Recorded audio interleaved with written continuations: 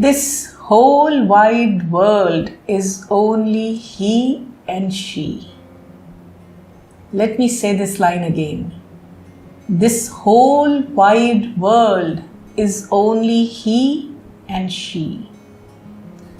This is a line from Sri Aurobindo's mantric epic poem, the longest poem in English language, Savitri.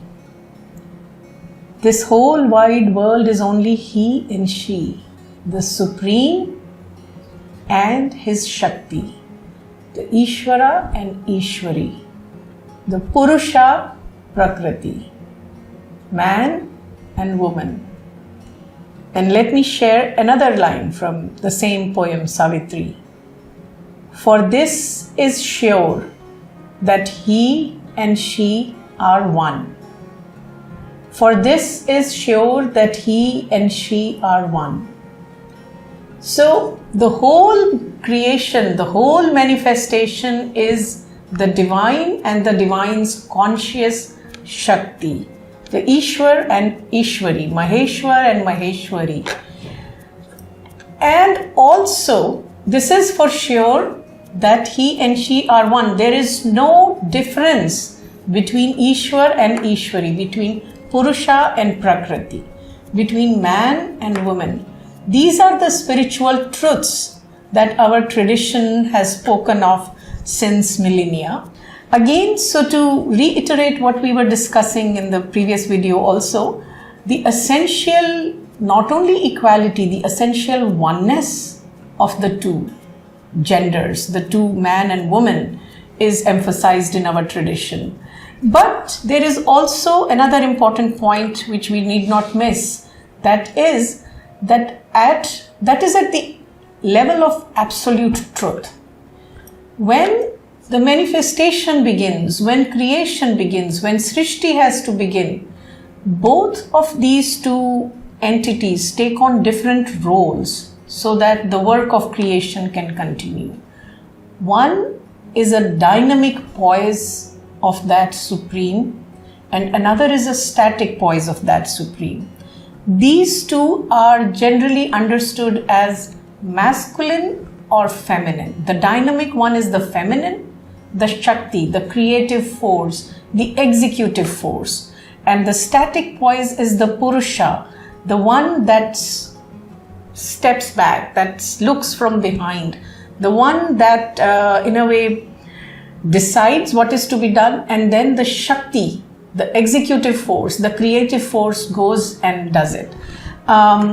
This distinction or this difference is there only at the plane of relative existence. This is where the beginning, we can trace the beginning of how inequality may come through. Where one, see, essentially they are one, but only for the purpose of creation, they are taken two different roles.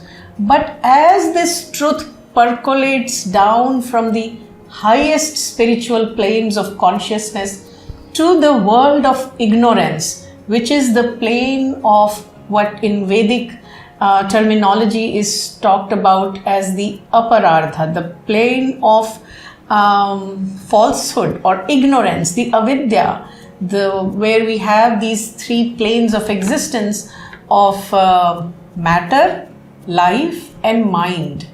The Annamaya Kosha, the Pranamaya Kosha and the Manomaya Kosha from the Upanishadic terminology. These are the three terms in Upanishads.